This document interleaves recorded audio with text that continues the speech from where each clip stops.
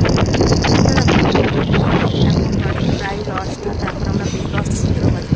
তারপর আমরা বেরিয়েছি বেরিয়ে একটু বাজারের দিকে যাচ্ছি। আমার প্রচুর একটা জুতো কেনার দরকার আছে, ঠান্ডা পড়েছে প্রচুর, মানে ওইগুলো সব ছোটো হয়ে জামা কাপড় মোটামুটি সবই ছোটো হয়ে যাচ্ছে। বেরিয়েছি বাজারে যাচ্ছি, চলো আওয়াজে তোমাদের কথা শোনাতে পারবো না। কিন্তু অবশ্যই তোমার সাথে শেয়ার করবো, বাড়ি গিয়ে শেয়ার করবো, এখন শেয়ার করতে পারবো না।